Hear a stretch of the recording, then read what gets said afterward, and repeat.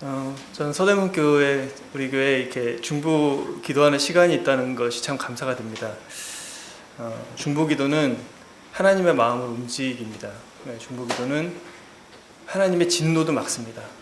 그리고 중보 기도는 패역한 자의 마음도 돌이켜서 하나님께로 돌아오게 합니다. 우리가 말씀을 듣고 보는 것도 중요하지만 사실 하나님의 마음을 움직이는 것은 우리의 기도라고 생각이 됩니다. 그래서 아까 우리가 기도 시간을 통해서 중보한 것들이 하나님께 받아들여졌고 또 그 기도를 통해서 하나님께서 우리 교회에 더 큰 은혜를 베푸실 것을 믿습니다. 출애굽기 25장부터 40장까지의 내용을 지금 5주로 이제 계획을 잡고 하고 있습니다. 지난번에 한 주 했고요. 오늘은 이제 두 번째 시간입니다. 오늘은 출애굽기 29장 32절부터 43절까지를 읽고 말씀을 시작하도록 하겠습니다. 출애굽기 35장 20절부터 29절까지입니다. 다 찾으셨으면 저와 교독을 하도록 하겠습니다. 저부터 읽도록 하겠습니다. 이스라엘 자손의 온 회중이 모세 앞에서 물러갔더니 마음이 감동된 모든 자와 자원하는 모든 자가 와서 회막을 짓기 위하여 그 속에서 쓸 모든 것을 위하여 거룩한 옷을 위하여 예물을 가져다가 여호와께 드렸으니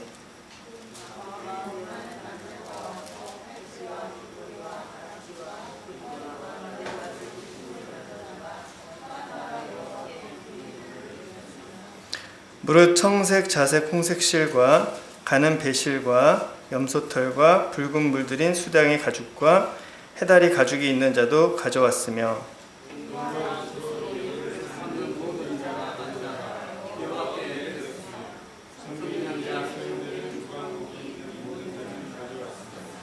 마음이 슬기로운 모든 여인은 손수 실을 빼고 그 뺀 청색, 자색, 홍색 실과 가는 배실을 가져왔으며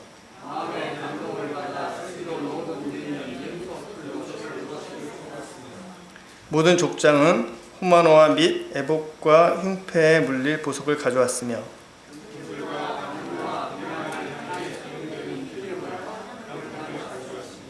마음에 자원하는 남녀는 누구나 여호와께서 모세의 손을 빌어 명령하신 모든 것을 만들기 위하여 물품을 드렸으니 이것이 이스라엘 자손이 여호와께 자원하여 드린 예물이니라. 출애굽기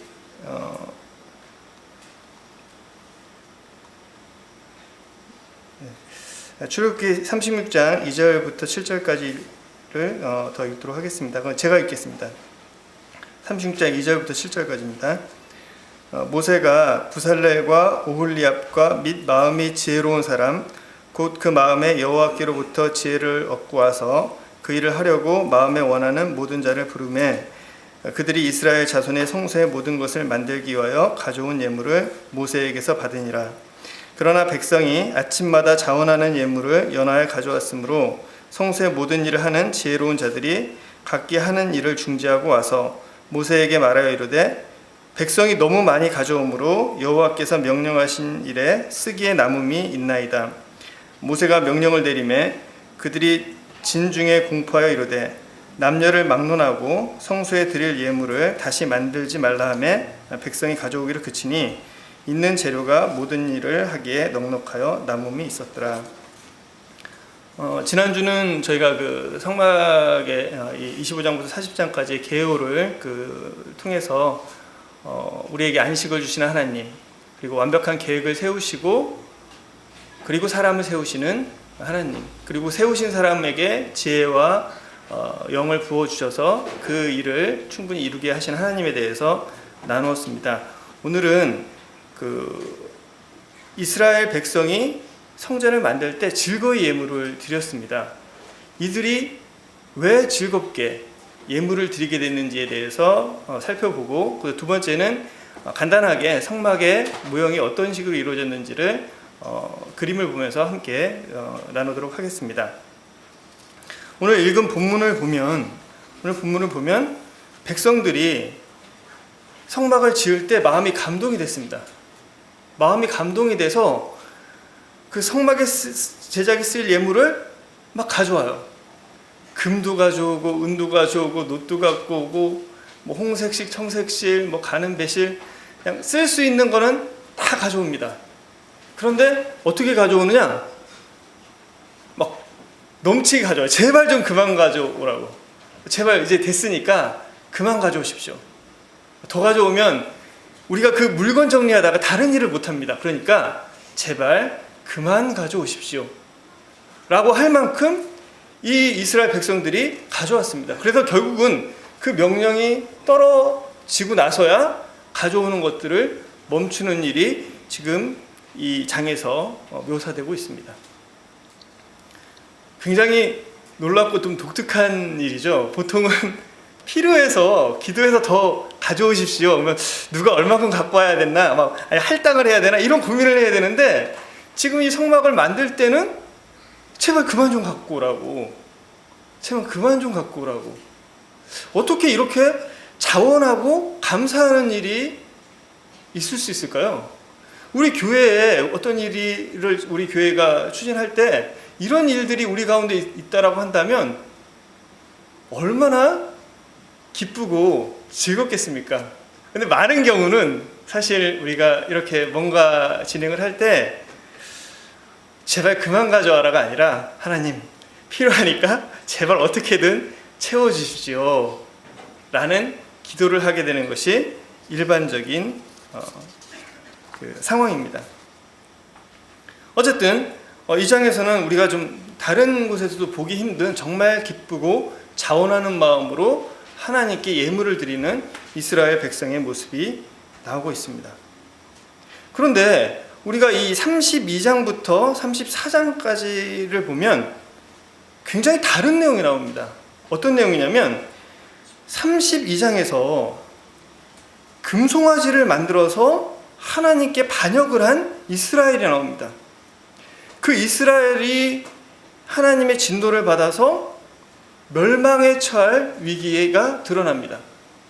그런 가운데서 모세의 4번에 걸친 중보기도를 통해서 하나님께서 그 뜻을 돌이키시고 다시 이스라엘 백성에게 성소를, 그 성막을 지으라고 명령을 하시는 모습이 나옵니다. 불과 얼마 사이에, 불과 그 짧은 사이에 우상을 만들어서 섬기던 이스라엘 백성이 하나님께 기쁘게 즐거움으로, 이 장을 보면요 정말 기쁘고 즐거운 마음이 나타나 있어요. 이 진짜 마음에 하나님의 감동이 나타나 있습니다. 어떻게 그랬던 사람들이, 그랬던 백성들이 그 짧은 기간에 변화가 돼서 하나님께 이렇게 드릴 수가 있게 되었는가? 이 부분이 우리가 32장에서부터 34장까지 살펴볼 내용입니다. 이 32장부터 34장까지의 내용을 간략하게 좀 말씀을 보면서 설명을 드리도록 하겠습니다. 32장 1절부터 6절까지를 보면 그 이스라엘 백성이 모세가 하나님께 돌판을 받으러 가서 하나님께 돌판을 받으러 간 동안에 범죄한 모습이 나옵니다. 좀 읽어보면 백성이 모세가 산에서 내려옴이 더딤을 보고 모여 백성이 아론에게 이르러 말하되 일어나라 우리를 위하여 우리를 인도할 신을 만들라. 이 모세 우리를 애굽 땅에서 인도해낸 사람이 어찌 되었는지 알지 못함이라. 백성들이 모세가 늦게 내려오니까 불안하다. 아론한테 일어나서 우리를 위해서 우리를 인도할 신을 만들어 달라. 그러니까 아론이 그들의 손에서 금고리를 받아서 조각칼로 새겨서 송아지 형상을 만들고 그리고 말하여 이르되 이스라엘아 이는 너희를 애굽 땅에서 인도하여 낸 너희의 신이로다 하는지라. 다른 사람이 아니고 아론이 지금 이 일을 하고 있습니다.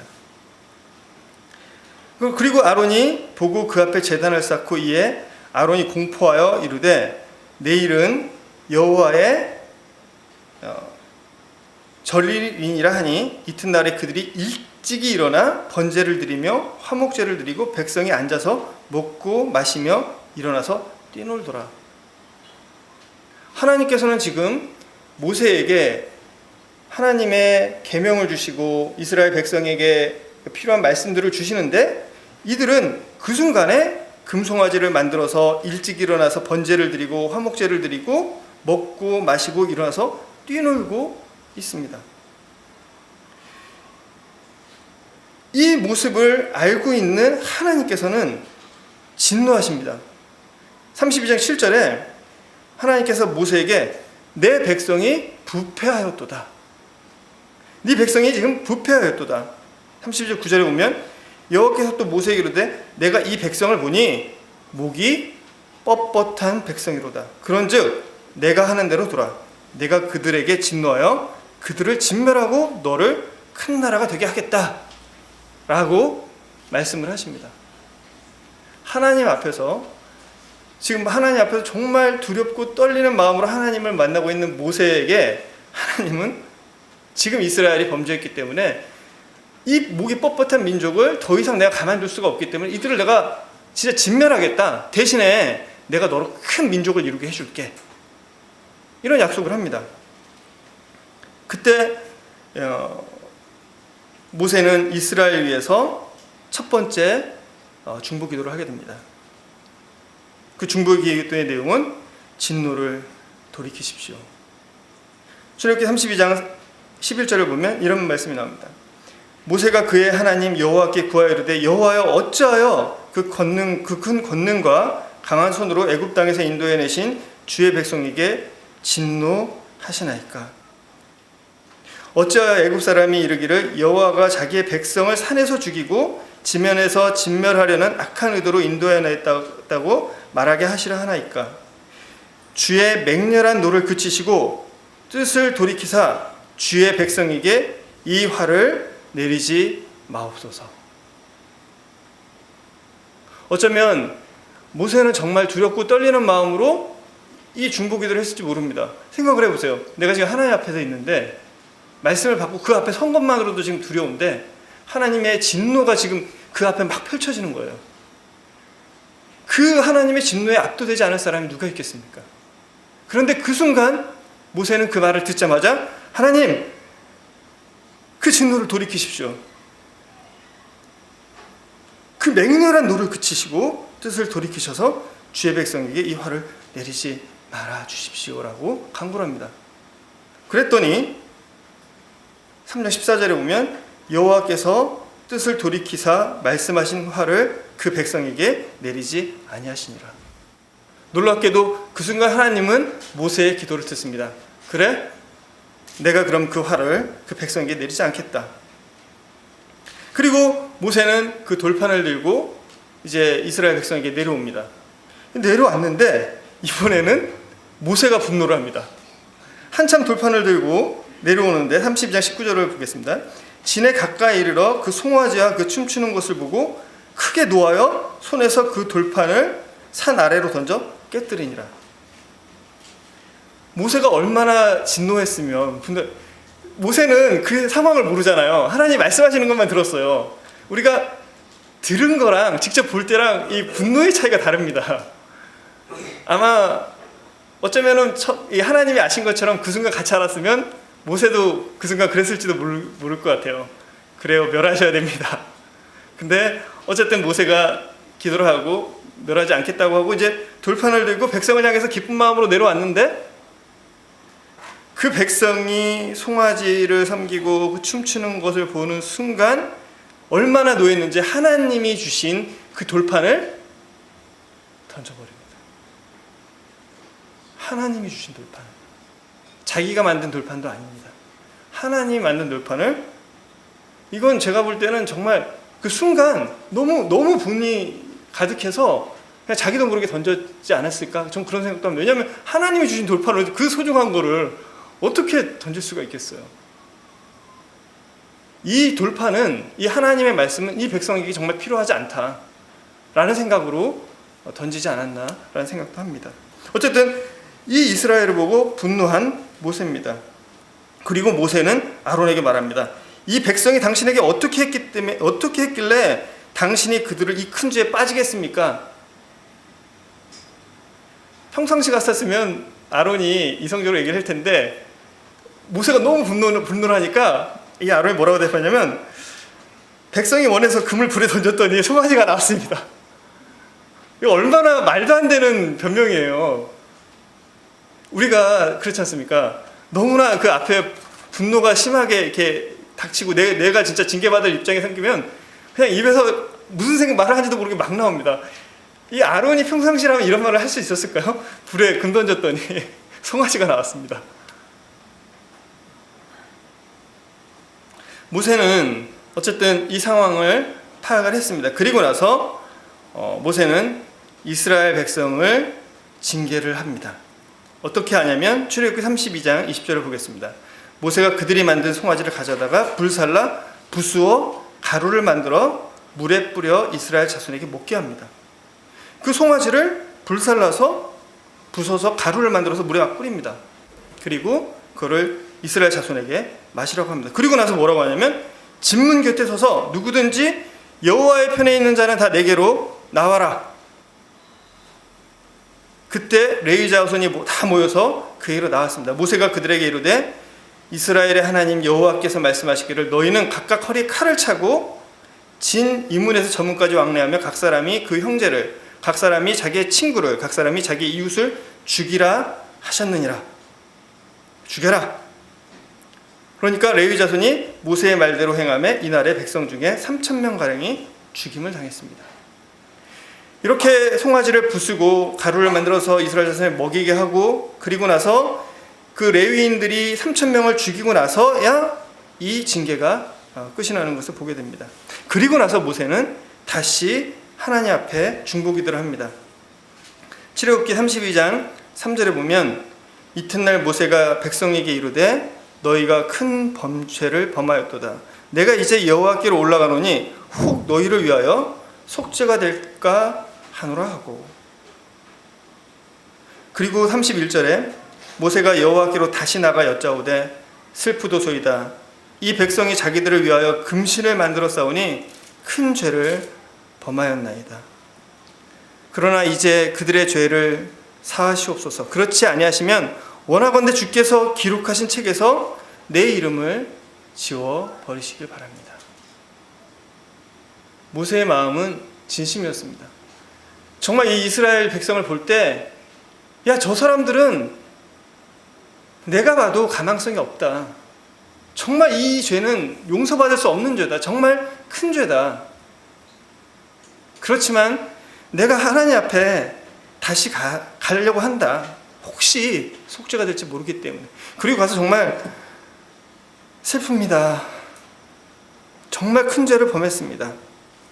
그런데 이제 그들의 죄를 사하여 주십시오. 그렇지 아니하면 원하건대 이 책에서 내 이름을 지워버려 주시기 바랍니다. 이 중보기도에 대해서 하나님은 또 응답하십니다. 뭐라고 말씀하시냐면 32장 34절에 이제 가서 내가 내게 말한 곳으로 내 백성을 인도하라. 내 사자가 내 앞서 가리라. 그래. 이제 그러면 내가 멸하지 않을 테니까 너는 가서 내가 내게 말한 곳으로 백성을 인도해라. 내 사자가 내 앞에 갈 거다. 그런데 33장 3절에는 이렇게 말씀하고 계십니다. 너희를 적과 끓이 흐르는 땅에 이르게 하려니와 나는 너희와 함께 올라가지 아니하리니 너희는 목이 곧은 백성인즉. 내가 너네한테 진멸을 하지 않고 진노를 내리진 않겠지만 나는 너네와 같이 안 가겠다. 내가 이스라엘 백성과 함께 하지 않겠다. 왜냐하면 내가 길에서 너희를 진멸할까 봐 두렵기 때문이다. 너네만 올라가라.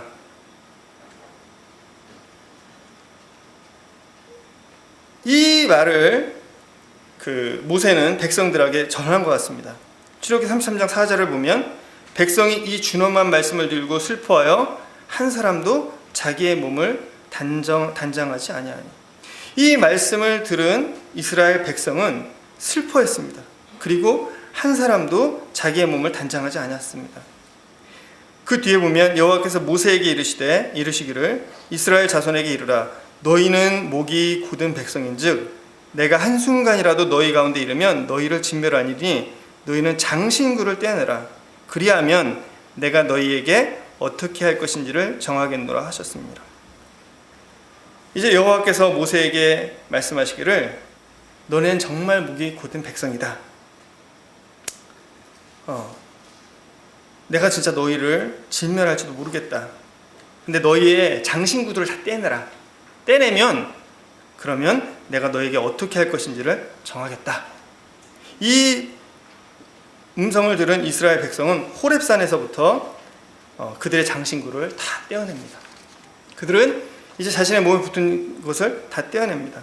그리고 나서 모세는 다시 세 번째 중보기도를 합니다. 출애굽기 33장 13절을 보면 내가 참으로 주의 목전에 은혜를 입었사오면 원하건대 주의 길을 내게 보이사 내게 주를 알리시고 나로 주의 목전에 은혜를 입게 하시며 이 족속을 주의 백성으로 여기소서.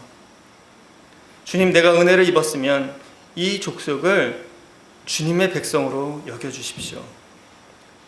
33장 16절에 보면 나와 주의 백성이 주의 목전에 은총 입은 줄을 무엇으로 알리까? 주께서 우리와 함께 행하심으로 나와 주의 백성을 천하 만민 중에 구별하심이 아니니까. 주님, 나랑 우리 백성이 주의 목전에서 은총 입은 걸 뭘로 알겠습니까? 주님께서 우리와 함께 행해 주셔야 되는 거 아닙니까? 주님께서 우리와 함께 행해 주셔야 됩니다. 그리고 33장 17절에 그 간구를 들은 여호와께서는 모세에게 말씀하십니다. 내가 말하는 이 일도 내가 하리니.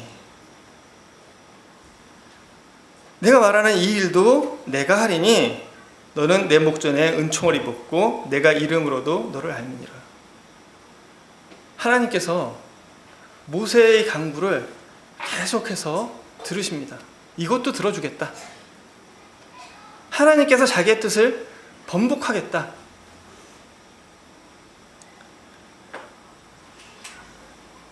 (33장 18절에) 그렇게 응답을 받으니까 모세가 이제 뭐라고 얘기를 하냐면 모세가 이르되 또 간구를 합니다. 원컨대 이제 주의 영광을 내게 보이소서. 모세의 간구를 보세요. 점점 어때요? 진노만 내리지 말아 주십시오. 살려만 주십시오. 근데 함께 해주셔야 될 거 아닙니까? 아니, 영광도 보여주세요.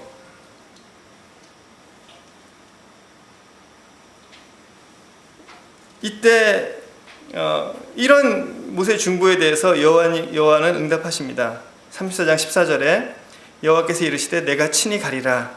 내가 너를 쉬게 하리라.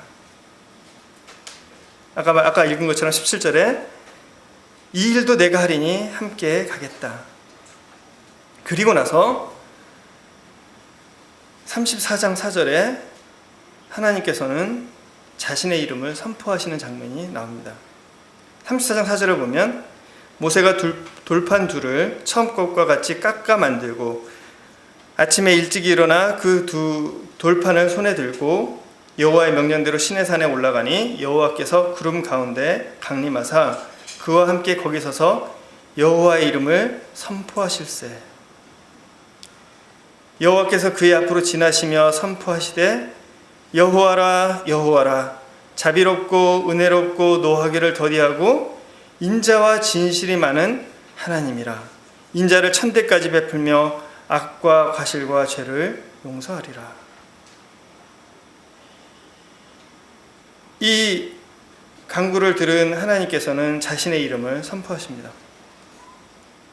그 두려움 가운데서, 그 구름 가운데, 그 두려움 가운데 강림하셔서 자신의 이름을 선포하십니다. 뭐라고?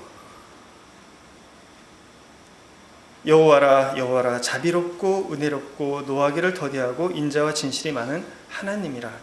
인자를 천대까지 베풀며 악과 과실과 죄를 용서하리라. 이렇게 자신의 이름을 선포하시고 나서 모세가 다시 중보를 하고, 그리고 하나님은 다시 모세와 또 이스라엘 백성과 언약을 세우십니다. 34장 9절에 보면 이르되 주여 내가 주께 은총을 입었거든 원하건대 주는 우리와 동행하옵소서. 이는 목이 뻣뻣한 백성이니이다. 우리의 악과 죄를 사하시고 우리를 주의 기업으로 삼으소서. 이제 여호와의 영광까지 본 모세는 다시 한번 요청합니다. 주님, 우리랑 진짜 동행하셔야 됩니다. 이 백성이 목이 뻣뻣하지만 그래도 동행해 주셔야 됩니다. 이 백성이 앞으로 목이 뻣뻣하지 않을 게 아니고 뻣뻣하지만 동행해 주셔야 됩니다. 우리의 악과 죄를 사하시고 우리를 이제 주의 뭘로 삼으시라고요? 기업으로 삼으십시오. 이 이스라엘, 목이 뻣뻣한 이스라엘을 주의 기업으로 삼아 주십시오. 그러니까 10절에 여호와께서 이르시되 보라 내가 언약을 세우나니, 그리고 하시는 말씀이 너네는 들어가서 그 땅의 거민주 너희들이 들어갈 땅의 주민과 언약을 세우지 말고 다른 신에게 전하지 말고 그 딸들을 내 아들들의 아내로 삼지도 말고, 그리고 무교절을 지키고, 그리고 첫 대생은 다 내 것이고 안식일엔 쉬고 또 칠칠절과 소장절을 지키고 모든 남자들은 1년에 3번 내게 나와라 라는 말씀을 하시고, 그리고 나서 성막을 지어라. 그리고 우리가 처음 읽은 것처럼 백성들이 막 즐거워서 막 성물을 갖다 냅니다. 지금 그 과정들이 이 자원하는 예물을 드리기 전에 있었던 일입니다.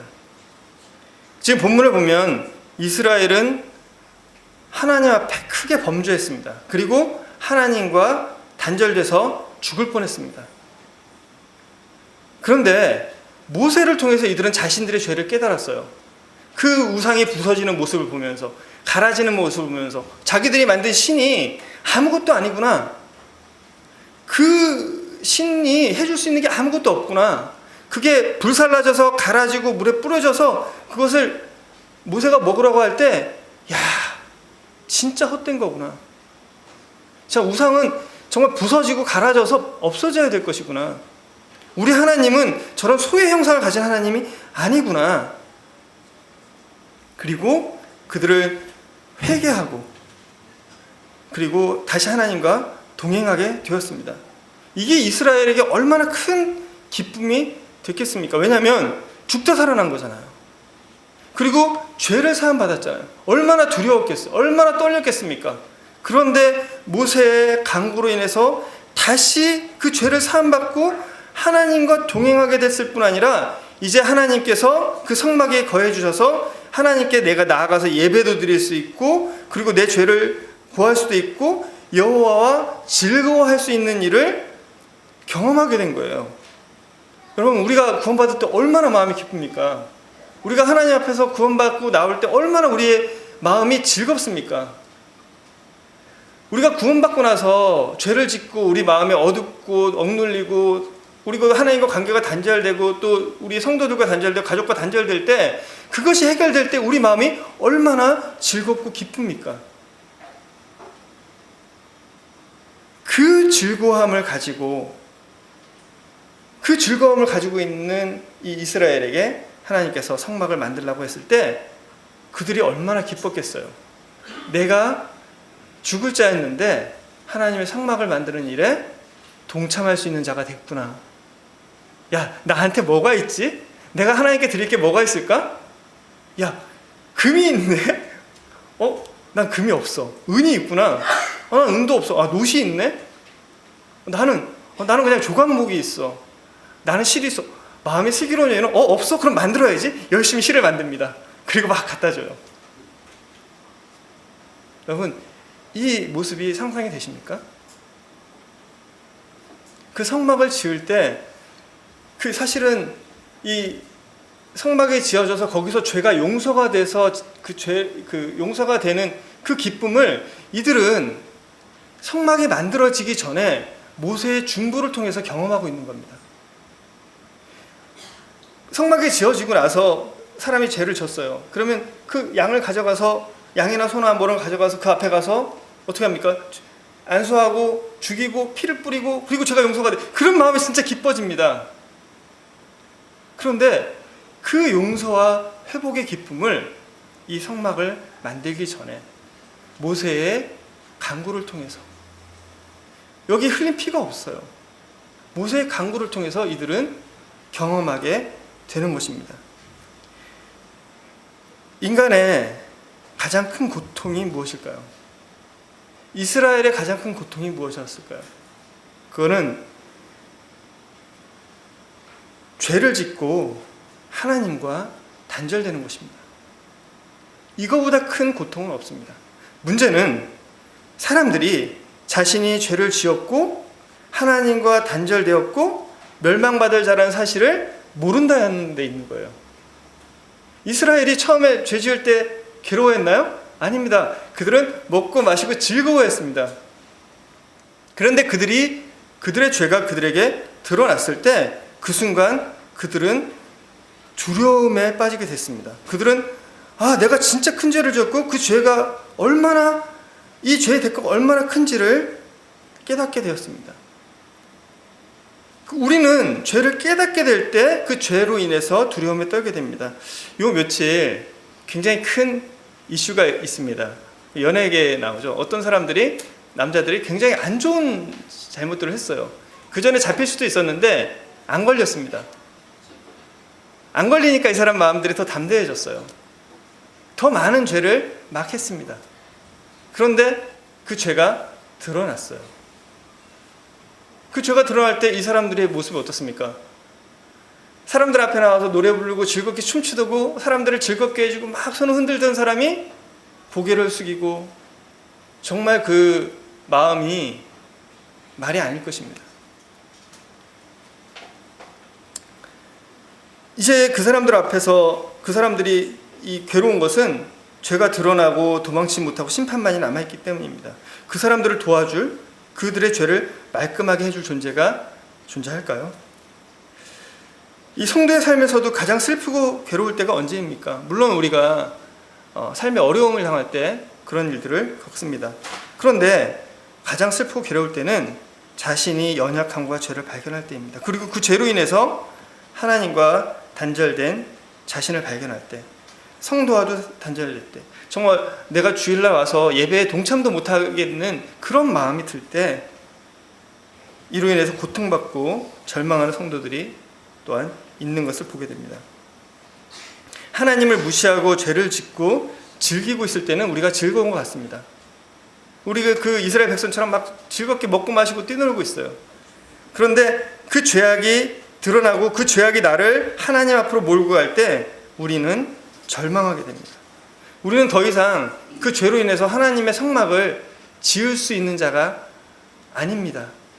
오히려 진멸을 받아야 될 자입니다. 이스라엘은 모세가 하나님께 돌판을 받으러 간 사이에 이러한 죄를 짓고 있습니다.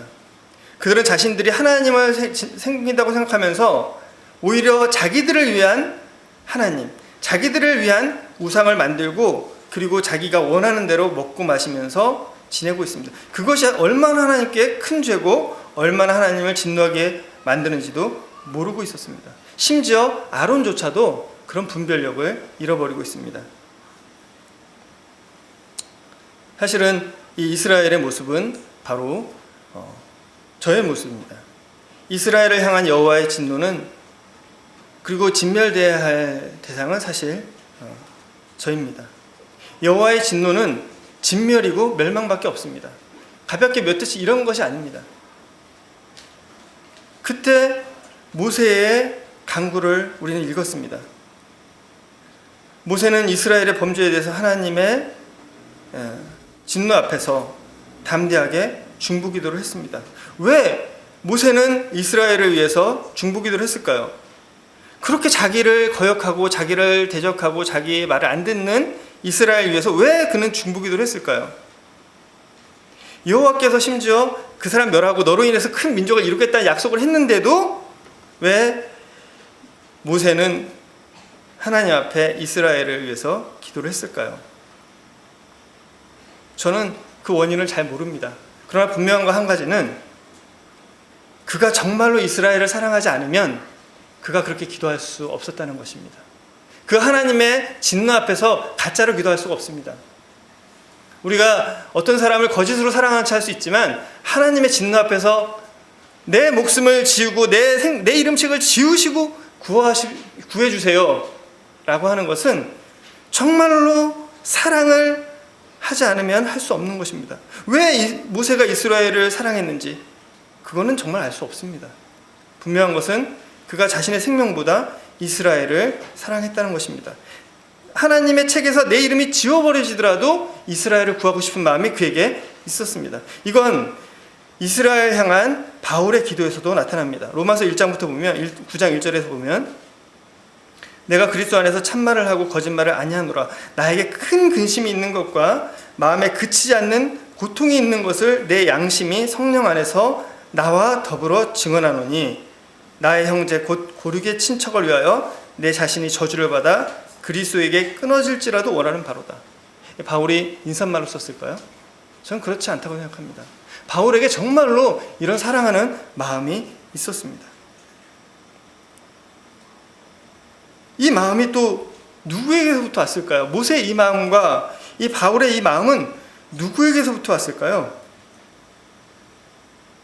요한복음 3장 16절에 하나님이 세상을 이처럼 사랑하사 독생자를 주셨습니다.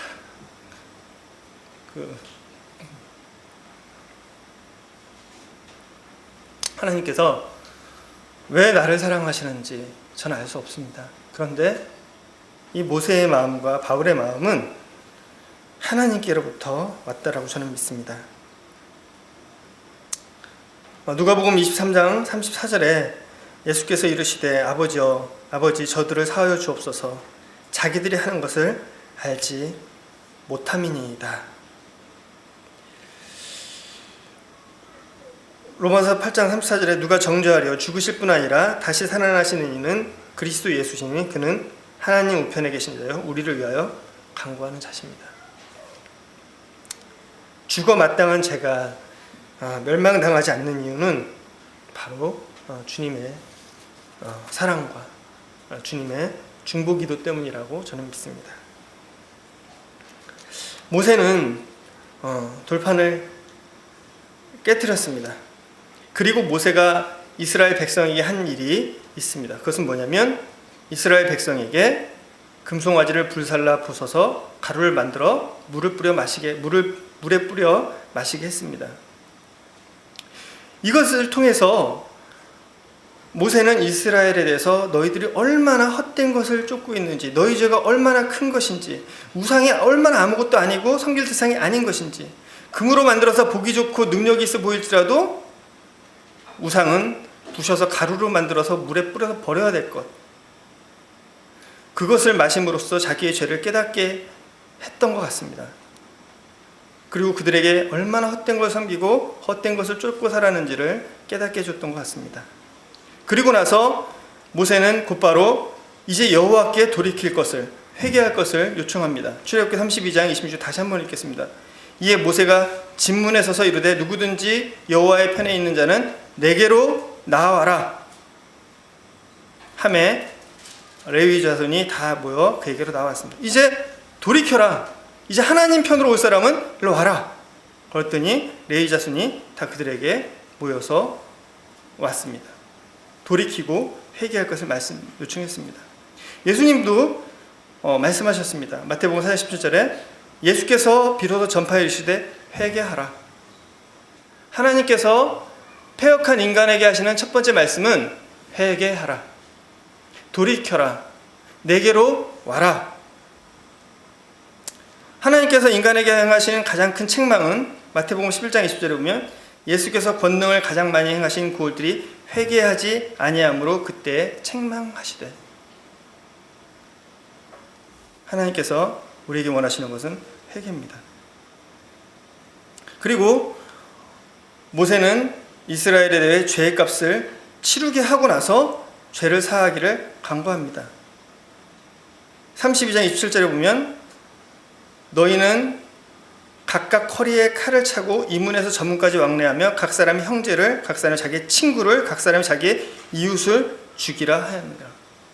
그리고 이 일을 선동하고 돌이키지 않은 자들을 어떻게 하라고요? 칼로 죽이라고. 근데 그 사람들이 누굽니까?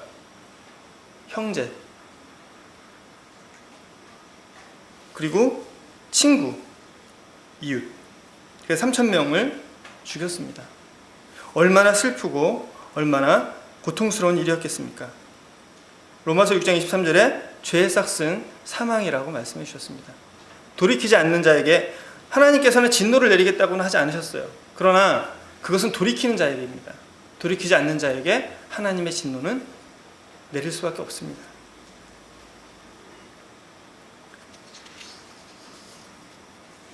모세는 이스라엘 백성에게 죗값을 치르게 했습니다. 그런데 여호와께서는 우리를 위해서 자신의 아들에게 죗값을 치르게 하셨습니다. 이사야서 53장에 그가 찔림은 우리의 허물로 인하며 그가 사랑함은 우리의 죄악 때문이라. 요한복음 1장 29절에 요한이 예수께서 자기에게 나아오심을 보고 이르되 보라 세상 죄를 지고 가는 하나님의 어린 양이로다.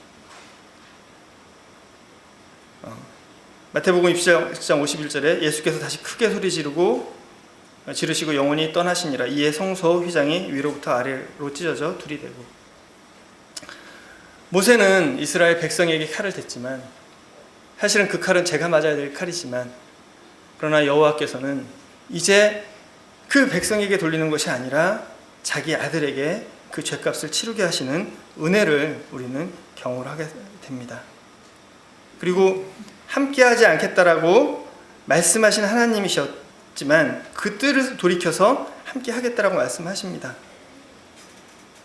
그런데 우리 주님께서는 우리에게 뭐라고 말씀하시냐면 내가 너에게 분부한 모든 것을 가르쳐 지키라. 볼지어라 내가 세상 끝날까지 너희와 항상 함께 있으리라. 너희가 패역하든 패역하지 않든 목이 곧든 곧지 않든 너희가 어리석든 어리석지 않든 내가 너희와 끝까지 함께 하겠다라는 약속을 해주십니다.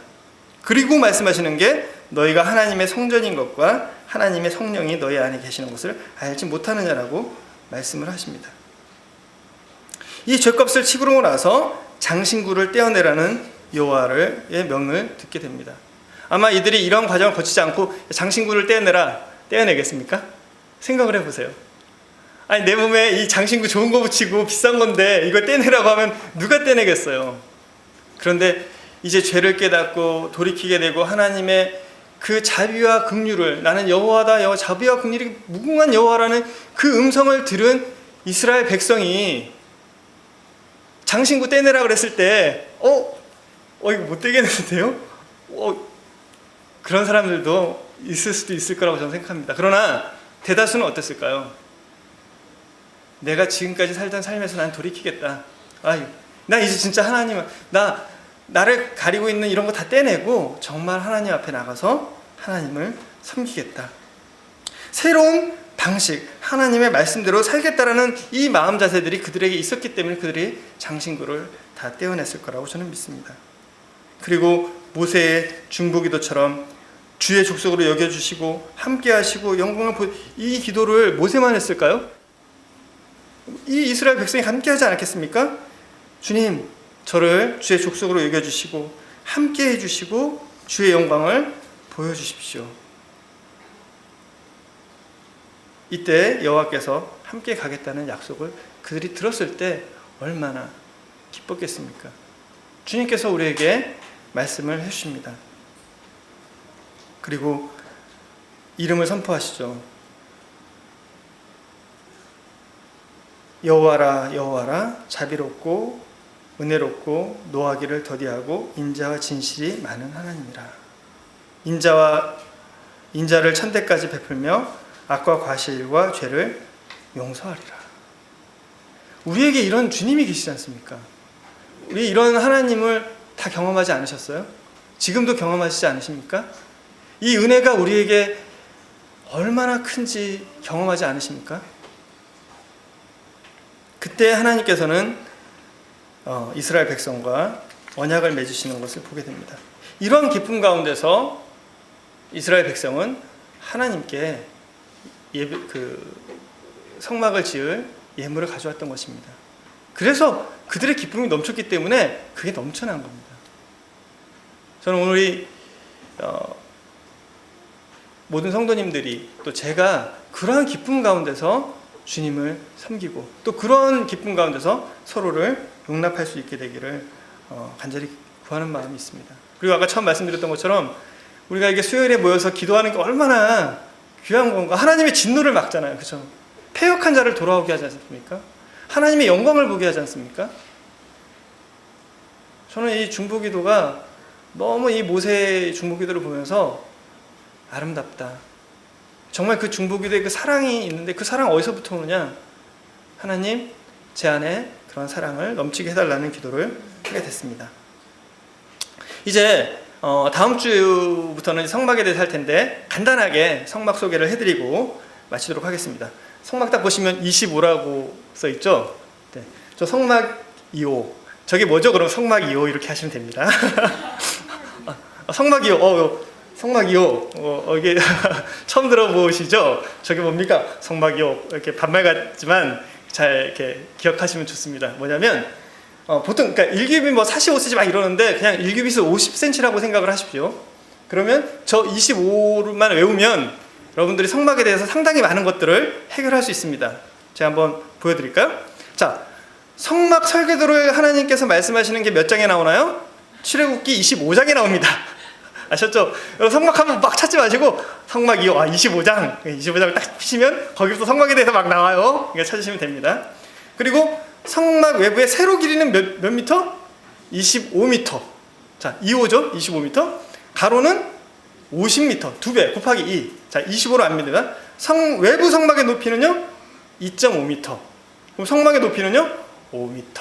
자, 이거 막 외우려면 머리 아프거든요. 근데 성막이요. 이렇게 딱 외우시면 공부하실 때 좀 도움이 되실 거라고 생각합니다. 그리고 지성소의 길이와 성막성소 성막의 길이들이 나와 있는데 하여튼 이 2호를 잘 이렇게 생각하셔서 많이 외우시면 금방 외울 수 있습니다.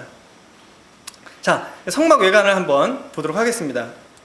이게 동쪽 입구입니다. 동쪽 보이시죠? 동쪽 입구. 여기가 20규빗, 약 25m입니다. 아까 25 하셨죠? 25m. 그러면 남쪽은 50m. 그렇죠? 자, 그러면 성막 외곽의 높이는 2.5m. 위의 높이는 5m. 이렇게 되시죠? 그리고 길이는 15m입니다. 여긴 25, 왜 25라던데 25가 안 나올 수도 있습니다. 이해해 주시기 바랍니다. 자, 입구고요. 그 다음에 번제단이 있습니다.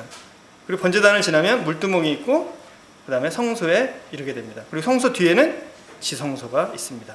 자, 그러면 이제부터 간단하게 안내를 해드리도록 하겠습니다.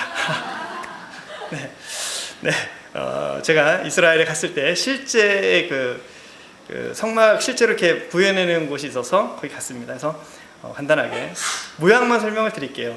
자, 우리가 정문을 통과해서 들어가면 바로 번제단이 보입니다. 그리고 번제단에는 번제단을 꿰는 채가 있고 드는 채가 있고 뿔이 있습니다. 자, 그리고 번제단을 이렇게 올라가서 안을 들여다보면 뭐가 있죠? 석쇠가 있어요. 이 석쇠가 있어야 위에 태우고 재가 떨어지겠죠. 안 그러면 잘 안 타겠죠. 그리고 밑에 이제 그 나무도 이렇게 벌려놔서 불에 타게 할 거고요. 석쇠 보시고 내부는 이렇게 생겼습니다. 그리고 이제 성소로 들어가야겠죠. 그래서 들어가려면 누구나 어떻게 해야 된다? 이 물두멍에서 손을 깨끗하게 씻고 몸을 씻고 이렇게 해야 된다. 물두멍이 꼭 이 모양은 아닐 수도 있습니다. 좀 학자마다 결례가 다릅니다. 제가 본 물두멍이 이것입니다. 그리고 기둥이 5개가 있네요. 입구의 기둥은, 그러니까 정문은 기둥이 4개고 여긴 5개입니다. 그리고 지성소로 들어가면 다시 4개가 됩니다. 자, 이제 들어가 볼까요, 진짜? 근데 들어가기 전에 옆을 한번 보시도록 하죠. 옆에 보면 그 널판들이 쫙 붙어 있는 게 보이시죠? 황금색으로 칠해졌습니다. 그리고 그 옆에 띠는 연결한 띠들이 있고, 그리고 그 포장이 4개로 되어 있습니다. 그리고 나서 들어가면 바로 이 안에 떡상과 진설병상과 분향단과 그리고 등잔대가 있습니다. 자, 이렇게 나옵니다. 떡상을 좀 더 자세히 보면 이 상위에는 이렇게 떡들이 올려져 있고요. 그 다음에 분향단 위에도 뿔들이 있고 그 위에서 분향할 수 있도록 또 석쇠들이 있고 여러 가지 기구들이 있습니다. 네, 보이시죠? 그리고 그 뒤에 촛대들이 있습니다. 이 촛대를 아몬드 모양으로 만들었습니다. 지성소로 한번 들어가 보겠습니다. 지성소로 들어가게 되면 법궤가 있고요. 언약궤라고도 하고 증거궤라고도 하고 법궤라고도 합니다. 그리고 그 위에 속죄소라고 하는 것이 있습니다. 시은죄라고 하죠. 그러니까 언약궤라고 하고 법궤라고도 하고 증거궤라고 하는 것은, 궤라고 부르는 것은 이 안에 있는 그 돌판이 언약의 돌판이고 증거의 돌판이고 또 하나님의 법이기 때문에 그렇게 불려지는 겁니다. 그리고 그 돌판 위에 속죄소라는 게 있습니다. 이 속죄소는 뚜껑과 같은 것입니다. 덮는 거예요. 그리고 그 위에 그룹이 있습니다. 자, 이거 보시면 이 뚜껑을 여는 형일까요? 아니면 안 여는 형일까요? 열지 않는 형이죠. 뚜껑을 열려면 가벼워야 되잖아요. 뚜껑을 아주 무겁게 해놔서 열지 말라고 해놓은 것 같은 그런 느낌입니다. 그리고 그 안을 보면 뭐가 있나요? 살짝 한번 이거 구약시대에 들여다보면 죽었습니다. 우리는 지금 살 수 있습니다. 그래서 증거판과 그리고 아론의 쌍난 지팡이와 그리고 만나들은 금항아리가 있습니다. 자, 이렇게 간단하게 구절을 보셨습니다. 그래서 다음 주에는 성막의 이 구조와 모양들이 어떤 의미가 우리에게 있는지를 좀 더 자세하게 살펴보는 걸로 마무리를 하도록 하겠습니다. 기도하고 마치도록 하겠습니다.